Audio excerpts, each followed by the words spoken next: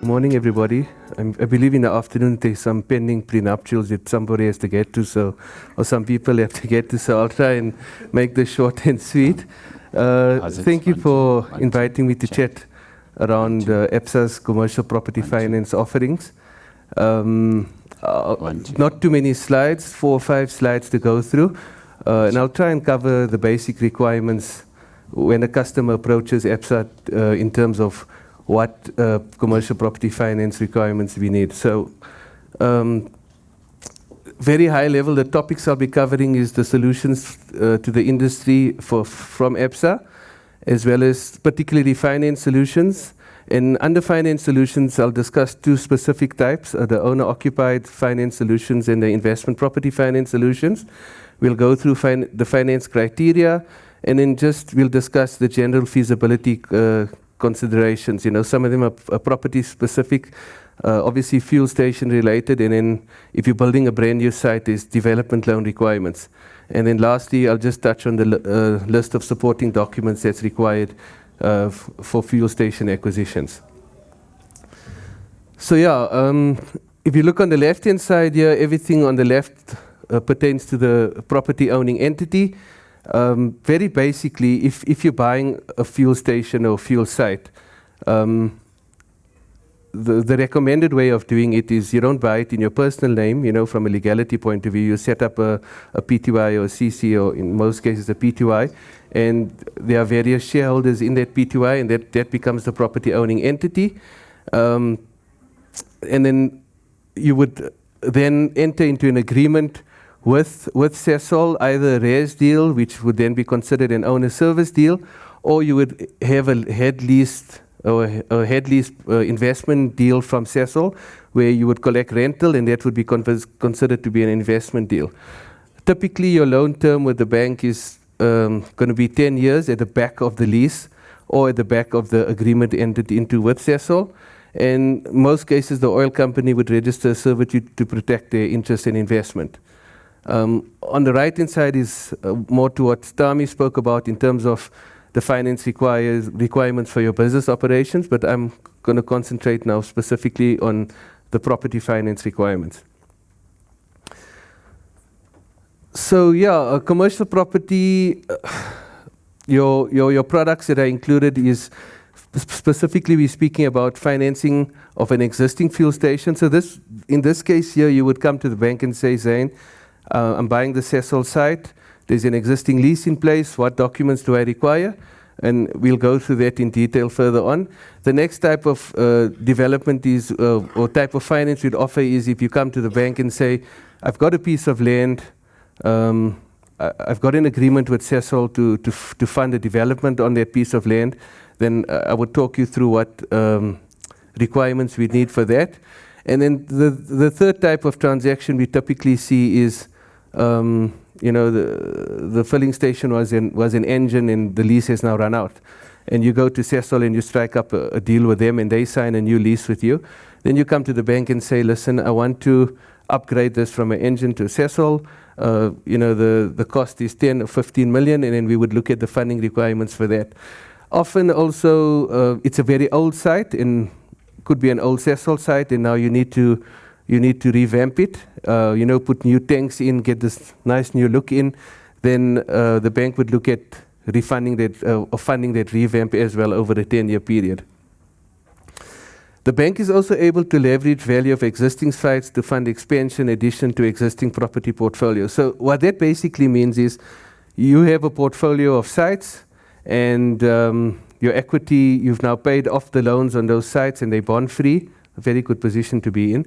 Then you come to the bank and say, I've got a new site I want to build, and we wouldn't look at funding the new site, we'll just leverage off your existing site. So we would fund your existing site, give you money there, and you can then use those funds then to build your new site. So those type of solutions are available as well. I spoke about it earlier. When we talk of an owner-occupied property, basically the cash flow is generated by the trading activities of the fuel station. So in the sense where Sasol enters into a RES, call it a RES deal with the owner of the site, So the owner of the site owns the property, but he owns the operations as well. And Sasol pays him, for example, R2.50 a litre.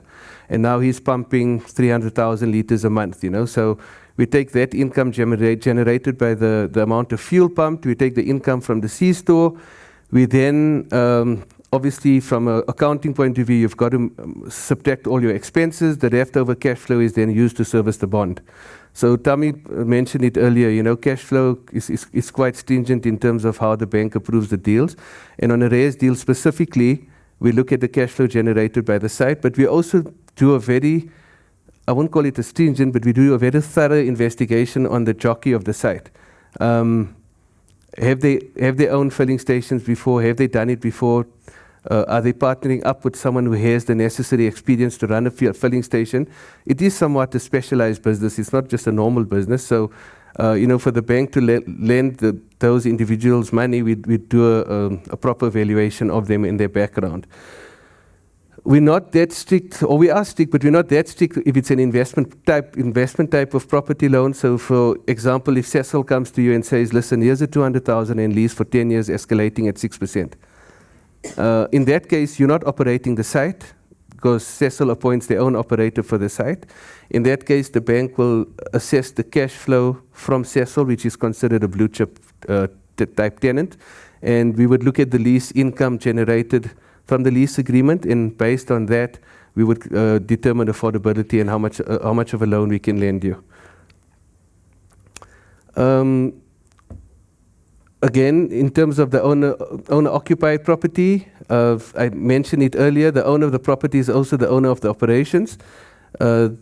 Property loan is primarily assessed on cash flow generated by trading activities of the fuel station.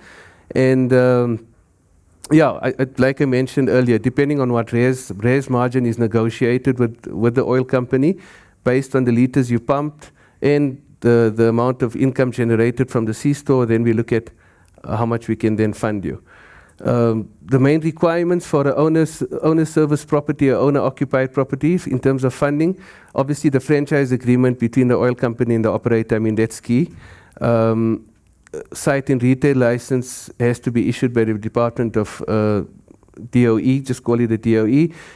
Confirmation of property ownership, so obviously you must be the property owner, or you must have purchased the property or being in the process of purchasing the property. And then we'd look at the cash flow projections for a 12-month period. If it's an existing site with a raised deal, we would look at historic figures as well, just to determine sustainability of the cash flow. So we would look at 2 years previous and 12 months going forward, what you think you're going to do. If it's a brand new site, obviously there wouldn't be any previous cash flows, but then we would look at in detail. Obviously, Sasol would have done a traffic impact study and a feasibility study and the likes, and they would come up with a count to say, we assume the site is going to do 200,000 litres in the first year, typically. And, the bank would, I think they'll be a bit more conservative in that, the first few months with a brand new site, you do take longer to establish yourselves and pump and get to those type of litres. So, on a brand new site with a raised deal, the funding requirements are a bit more stringent, and, we could look at different types of funding where we might just offer, instead of paying back interest and capital, you could just pay back interest, so your repayments are less for the first 6 or 12 months, and then we would step up the payments thereafter. In terms of investment property, this is probably the easier of the two to get funding for. Like I said earlier, the oil company signs a head lease agreement with the landlord, and they pay a rental of typically, normally it's 10 years. I've seen Sasol leases with 15 years plus 5 and 5 renewal, which is great because, that's a wonderful asset to then own. Typically, a bank would give you funding for 10 years, but if you've got a new 15-year lease, we can get very fancy in how we structure the deal in terms of a residual at the end of the 10-year period. And that would mean for the property owner, your equity contribution would be much less than funding a normal 7 or 8 year lease, So if you do get the leases with a 15-year lease, it makes the funding requirements much more easier. We wouldn't do such a stringent background check on the client here in terms of has he operated a filling station, because typically he's just an owner of the property and he's collecting rental. He's not operating the site. So the funding requirements on this is much easier. And it says there on the right-hand side, the oil company would typically then sublet the business to an operator, Sasol approved operator would then operate the site. But that has nothing to do with the property owner. He collects his rental irrespective of what the operator does. Once that agreement is signed, you as a property owner get your rental. And that's why any bank would, and EPSA specifically, will hold that in high regard. It's like you're going out into the market and you're buying a property and Quali Checkers is your tenant, for example, or Anglo-American. Sasol is considered to be blue chip as well. And we would place a lot of reliance on their income, or they're signing a 10 or 15-year lease escalating at 6%. We would place a lot of reliance on that. The main requirements, I think I've touched it already. It's head lease agreement between the oil company and the landlord, the site and retail license, and then obviously confirmation of ownership. And you have to own the property or be in the process of purchasing the property.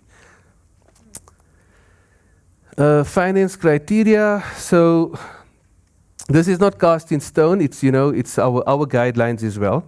Every deal that we get on our desks is different, but typically, we look at a loan to value of 75 to 100% or the lower the purchase price. That loan to value, I would say, is also determined, number one, whether you're buying smart or not. And I'm going to talk property fundamentals, and you guys can ask in the Q&A. But if you're buying at a cap rate of 8%, call it, or 7%, which is quite low, you're not going to get to 75% funding. You might get to less. But if you're buying at a cap rate of 12%, then you're going to get to 75 or 80% funding with a head lease agreement in place. But at the end of the day, the loan value or the amount of loan that any bank gives you is determined by the cash flow. The cash flow must cover your bond repayment at least 1.1 or 1.2 times. So if you got a property, say you're buying a property of 20 million rand, you're on a 10-year straight amort basis, your repayment's 290,000 a month. Now you've got a Sasol lease paying you 300,000 a month.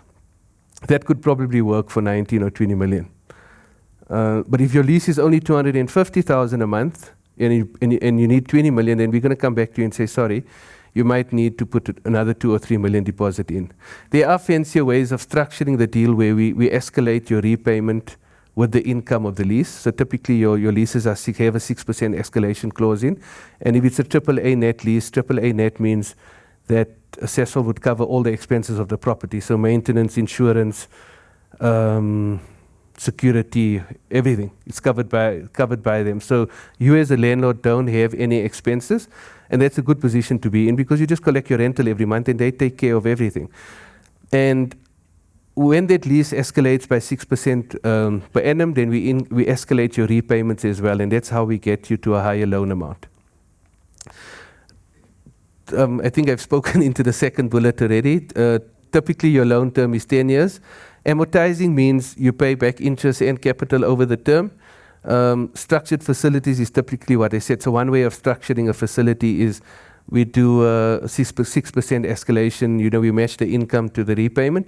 And the other way of structuring also is, you guys that buy your cars with a residual at the end of your 5 years. We do the same with property. At the end of 10 years, if it's in a good location and if it's a longer term lease, like a 15-year lease, at the end of 10 years, we do a residual at the end of the 10-year period. And that would help us get to a higher loan amount. Formal valuation, the bank would then carry out. Obviously, we've got people on our property finance panel or valuers on our panel. There's various ways we look at doing valuations on filling station sites. Depending on what type of deal it is. If it's an investment type deal, it's quite easy. We do what you call an income capitalization method. If it's a raised deal, then I think one of the panelists spoke about it earlier. Then we're going to do a PE ratio. We look at typically, what your income is generated, and we'll then get a valuation on that property. Security. I think it's pretty self-explanatory. Obviously, the bank is going to take a first covering bond over the property. We'd look at limited personal suretyships from the guys running the filling station or the main individuals in the filling station. And then obviously we'll take a session of the rental income, the lease that you supply us with. And typically, If you have a filling station site and you have a Sasol and next door is a Chicken Licken and next door is a KFC drive-through, we would then look at the income streams from all three entities, not only Sasol. We'll take Sasol's lease, we'll take the Chicken Licken lease and the KFC lease, and obviously the combined income of those three leases would then determine what type of loan amount we can give you. Development loans, this is I won't call it difficult, but it's more tougher to do development loans through the bank than when you're just purchasing an existing property. There's a number of documentations that we require. But typically how it would work is if you come to us as a client and you've got a piece of land, let's assume you've done all the EIAs, your geotax, all your zoning is now done and you're ready to build, and Sasol has obviously approved you as an operator or as a developer. Sasol would typically come to you and say, here's our approved professional team that's going to build a site. From their QSs to their engineers to, because think of there's tanks in the ground, there's a lot of environmental impacts that happen with development of a filling station, a lot of regulations that have to be complied with. So from a bank's point of view, we would like to consider you coming to us with a development loan, but you're using Sasol's approved professional team, because then we know everything will be done correctly. There's no shortcuts. If anything goes wrong, the bank along with Sasol is liable. If a tank leaks in the ground, then the bank along with Sasol will be liable for those types of findings. Okay, so your feasibility considerations. If you approach the bank and say, I need to fund this filling station site, obviously, I spoke about it before, confirmation of ownership. You need the copy of the title deed, or if you're in the process of purchasing it, we need to have a view of the title deed. Restrictive title conditions, sometimes there's a servitude going through the site. We look at, traffic ingress and egress as well, that plays a role. Very important is your demographic information, particularly if you're building on a new piece of land. We look at location, access to main roads, how close is it to the highway, are there schools and shopping centers in the area? There was a traffic impact study done. How many thousand cars pass here on a daily basis at peak times, 8 to 9 and 4 to 6 in the evening? Accessibility is very important, especially if it's a new piece of land that you're building on. You'll have to go to the Gautrans guys or the road guys to get the approvals to get entry and exit into your site. And then obviously the size of the site, visibility from the main roads, that type of thing. The bank considers all of that, particularly with a new site. If it's an existing site, we assume all of that's been done already. And we do look at that, but we look at it, we're not so scrutinous when you look at it from an existing site. Regulatory requirements, obviously site and retail license have to be approved by the relevant departments. Other information must be available. Obviously your zoning, it's a you need a special zoning for filling stations. And if it's a piece of land, your environmental impact studies, your traffic count analysis, as well as your geotax must have been done. But once you get the zoning assumes all the other stuff has been done already. Typically that's what happens. But a lot of customers come to us and say, I've got this piece of land, it's on this great location, and I want to build a filling station. And I'm like, if you've done anything yet? No. That time period is probably 2 years, 18 months. By the time you go to the Department of Energy, you get all your assessment reports done, you get your zoning sorted out, and then you start negotiating. At that stage also probably you would then start negotiating with Sasol to say, listen, this is what we want to do. Then they would do their homework. So it's not as easy as just saying, okay, here's a piece of land, I want to put up a filling station. It's there's a lot of work that goes into it. Transaction documents. Spoke a bit earlier. If it's a supply agreement, then it's going to be an owner service type deal. If it's a lease agreement, it's going to be an investment deal, and that would determine the type of funding that we would do for you. And then obviously we spoke of the preemptive rights earlier, whether you're going to register servitude over the property, whether Sasol does it or not. And then obviously competition, information on other fuel stations in the area, other fuel stations being built. That would, particularly if you've got a owner service deal, that obviously impacts your cash flow and your repayment ability. So your general feasibility considerations, particularly existing to new sites, fuel sales. If it's an owner service deals, we need the projected leachages. Like I said, the oil company has to give us their report as well in terms of what they assume they're going to, the site is going to pump. And then obviously your res margin is very important. We've seen res margin deals at 180 and some at 250. And if you look at the old deals from 7-8 years ago, or maybe 10 years ago, you see a res margin of 1 rand or 80 cents, and you think, what happened there? That was obviously before it was regulated. Now that it's regulated, I think that there's a lot more in it for the operators.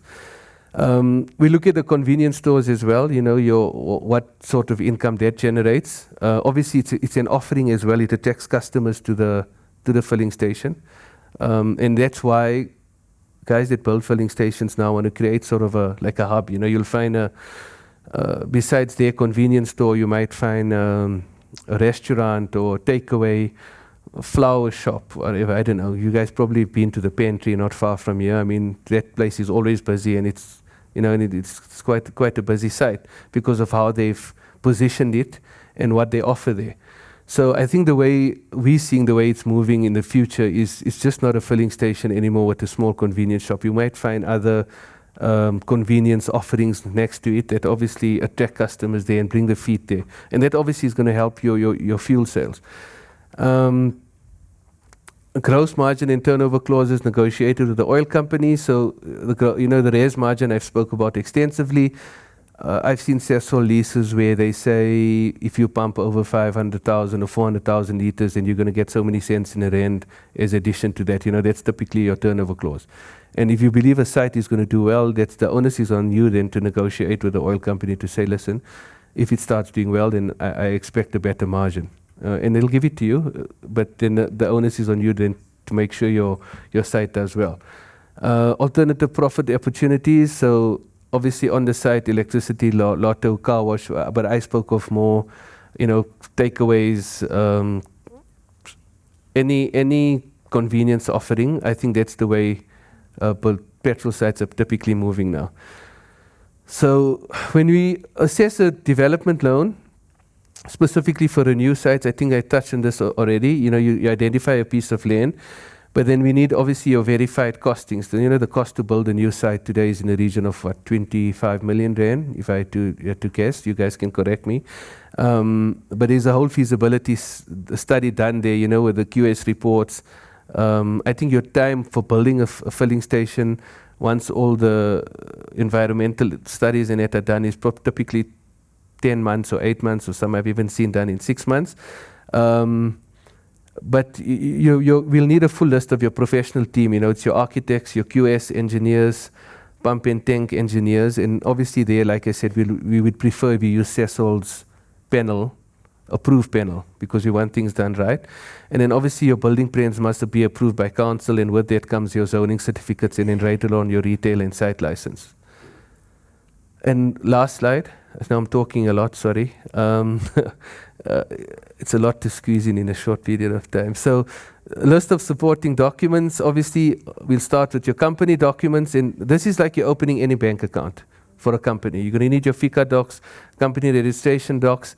Then we need to understand, like I said, we'll need to do an assessment of the individuals behind the transaction. So what have they done up to now? Like a mini CV, if it's a res deal specifically, have they done filling stations before, or is one or two of the partners in the group, have they owned filling stations, have they got the necessary experience? And then the individual shareholders and directed related information. And then the company related specifically to financials. I mean, if it's a new startup company, you're obviously not going to have financials for that, but then we'd need the financial informations on the individuals behind the company, their personal balance sheets, what type of businesses or shareholdings do they have.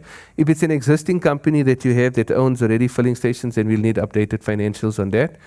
I spoke earlier about cash flow projections supported by Sasol. So if it's a brand new site, your projections for the next 12 months, specifically if it's a res or owner service deal. If it's a lease deal, we typically wouldn't need that.